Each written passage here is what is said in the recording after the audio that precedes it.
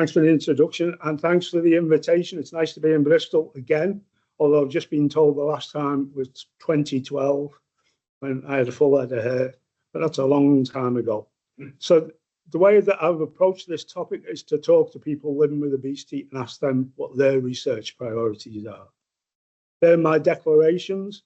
I think one of the things that was interesting for me when I was doing this talk was that when I was first approached by a pharmaceutical company in 2015, I went to a conference called Patient Centricity, and they were banging on about it then. I grew a support charity, apologies for the spelling error, from one person, me, to 26,000 members. We had 20 face-to-face groups, 2 national meetings a year. I've already identified this as a potential good one. And I worked as a bariatric specialist nurse for 6 years.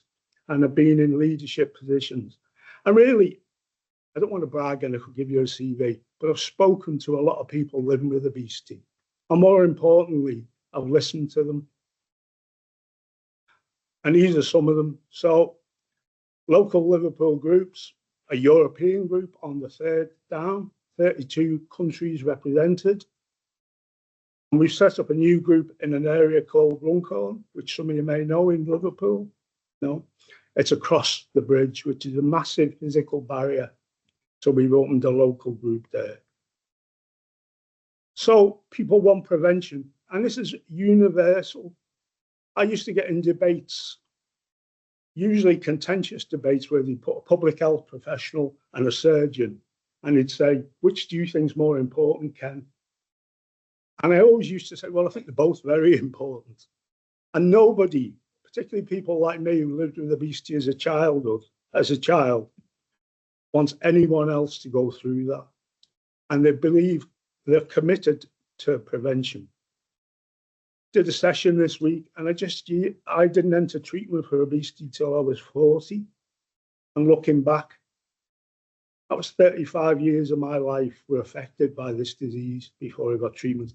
And that's not true for everyone, but it's true for a great majority of people living with obesity. Food industry and advertising. It's just shocking to me that we allow them to get away with what they get away with. There's some great work coming out of Liverpool about the age that children can recognise the yellow arches. And I think it's before they can talk. And that really spooks me out. And you just look at the location of fast food outlets, it's scary. People want access to all treatments, every treatment, not bariatric surgery or medication or psychological. People are going to need a combination of all these, and that's what they want. And I think it's a challenge. One of the worries for me that the more articulate you are, the easier it is to get the treatment that you need. And that, for me, then plays into this whole deprivation thing. People are a bit sick of policies. There's a Dolly Thies from, I think she was from Oxford or Cambridge, I'm going to shout that because there is a difference, did a massive paper about how many policies there's been. And what's changed? Not much from what I can see. So I think we've got to take a whole systems-based approach. I used to work in IT and I can relate to that.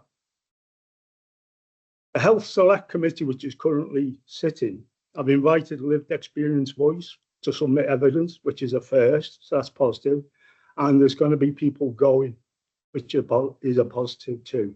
But they're going to need support and training to get through that.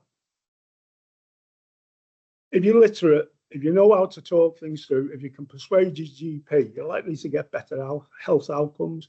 People are getting access to GLP-1s who don't meet the criteria, partly because I think they know how to put the case, and partly because I think the GPs just want to move it on a bit. But that's happening a lot. Men do worse, especially single men. And I think you probably all aware of that as individuals.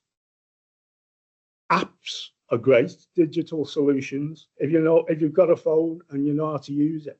I have a small peer group of men. It's going to sound like I'm in the Masons or something. And it's Alcoholics Anonymous. I should have shared that. It's a disclosure.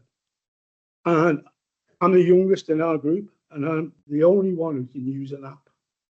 So these guys are getting healthcare appointments, they're getting blood test results. They're saying, well, it's not important anyway, but it is. And people don't know what they don't know.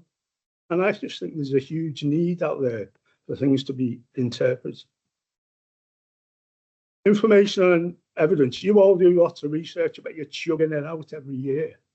By the time it gets to people living with obesity, it's not in a format we can understand. Sorry if I've just offended anyone. But really, I want to see stuff that can be translated. People use the Daily Mail as their primary source of information. GPs tell me that all the time. When a story comes out, the next day they'll be in there with the Daily Mail in their hand. Socials, Instagram and TikTok and YouTube and the internet, somebody once said years ago, it's 8 miles wide and an inch deep. And people want help interpreting evidence. Stigma is a funny one. It's a huge, all-pervasive problem. And a lot of people living with obesity have trouble understanding what you mean. Once you explain what it is, they say, yeah, I've got that. I've had that all my life. But there is this thing, it's a really difficult thing for them to understand. And once they accept it, it's a light bulb moment.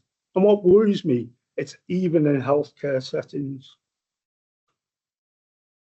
You all believe, I guess, that obesity is a chronic relapsing disease. So why do we limit treatment? Why do we kick people out of services after a period of time?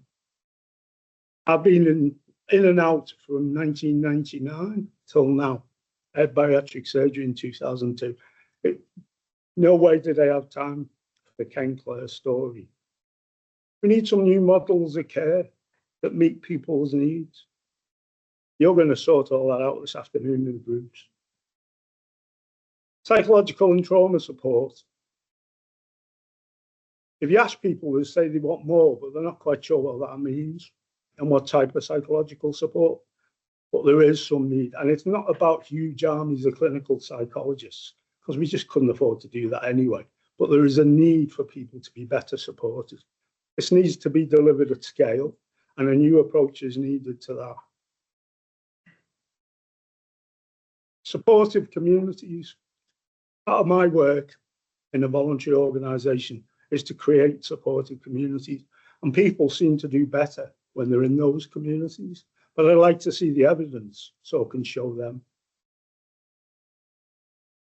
GLP-1s have changed the game. Prior to that, personal investment financially was about private bariatric surgery. Now people are committed. Thank you. I've only got about 2 days left. Take a breath now. You know, you're committing £200 to £300 a month on a GLP-1. Thank you. That's a lot of money. People want to see what is everyone's looking about the health economic benefits. People are trying to understand. I think the popular term is bang for the buck. What are they getting?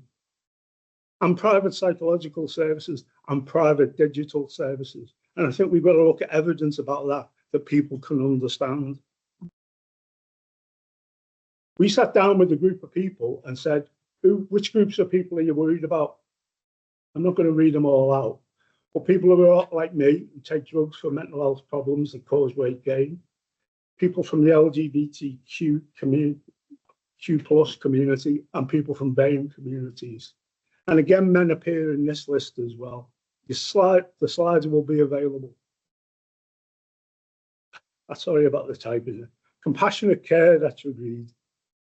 I can't believe that people are still getting care that isn't compassionate. Every contact should reflect this. And it's not just about clinicians. I know there's people in this room who are great clinicians. I'm not going to name you. I'll just look at you. And I think that's really important. But skilling people up at scale, we've got a long way to go. Please put us at the front and centre of planning, implementation, evaluation and research. We're experts by experience, and that's me. Yes, I think I can confidently say you haven't offended any of us, and that we need this challenge to do better. Thank you very much. Thank you.